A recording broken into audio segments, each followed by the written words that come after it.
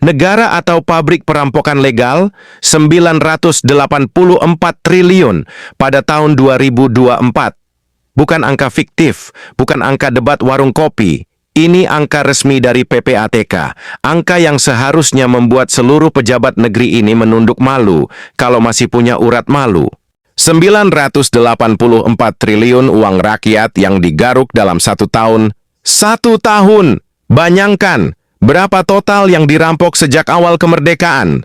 Barangkali, jika dikumpulkan, jumlahnya cukup untuk menyekolahkan semua anak Indonesia gratis sampai perguruan tinggi. Cukup untuk membangun rumah sakit di setiap desa.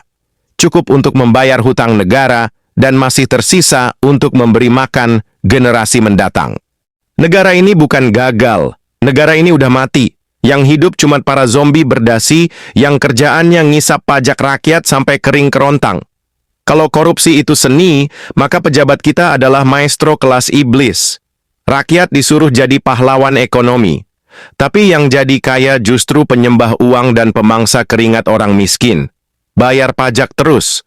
Tapi rumah sakit kayak rumah hantu, sekolah kayak kandang ayam, jalanan kayak permukaan sungai kekurangan air. Sementara itu, para manusia elit bertulang tembaga itu nari-nari di atas tumpukan uang rakyat, kayak setan pesta pora di kuburan petani. Dan yang lebih lucu, atau lebih tepatnya tragikomedi tingkat dewa, yang nyolong duit negara malah difoto senyum, tampil di TV, ikut pemilu, bahkan ceramah soal moral dan agama. Ya Allah! Kalau munafik itu olahraga, mereka pasti udah ikut olimpiade. Ini bukan kapitalisme lagi.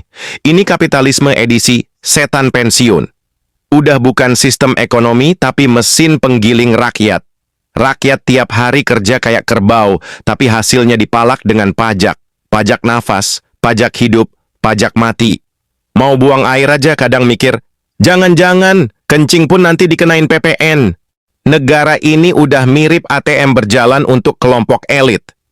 Yang punya kartu, segelintir orang, yang disedot saldonya, kita semua, dan giliran rakyat marah, dibilang radikal, dibilang anti negara. Padahal yang anti negara itu mereka, yang makan dari negara tapi nusuk jeroan rakyat. Selamat datang di negeri 62, di mana korupsi bukan kejahatan, tapi tradisi kenegaraan.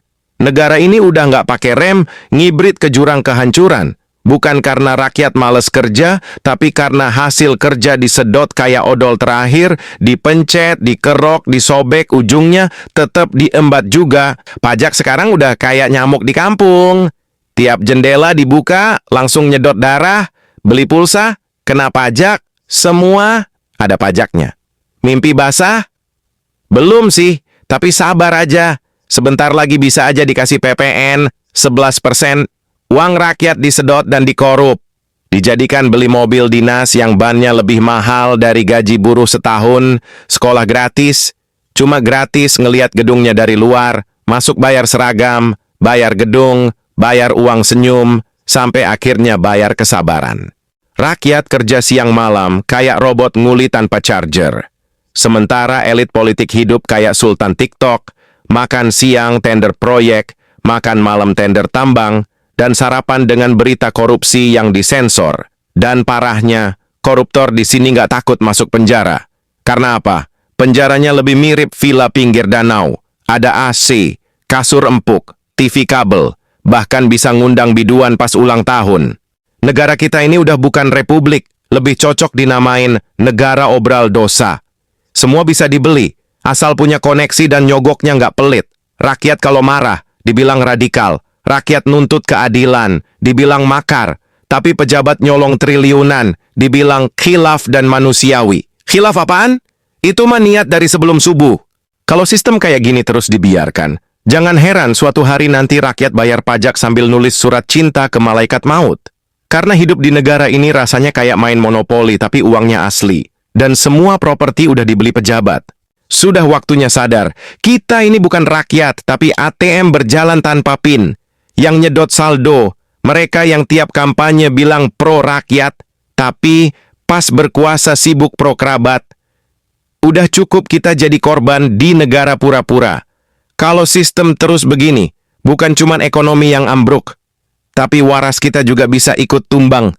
Waktunya rakyat sadar, uangmu bukan milik mereka, dan negara bukan milik segelintir bajingan berdasi. Jika kita diam, maka anak cucu kita akan mewarisi bukan tanah subur, tapi reruntuhan negara hasil korupsi. Ini bukan negara, ini pabrik perampokan legal, dan kita semua sedang jadi saksinya.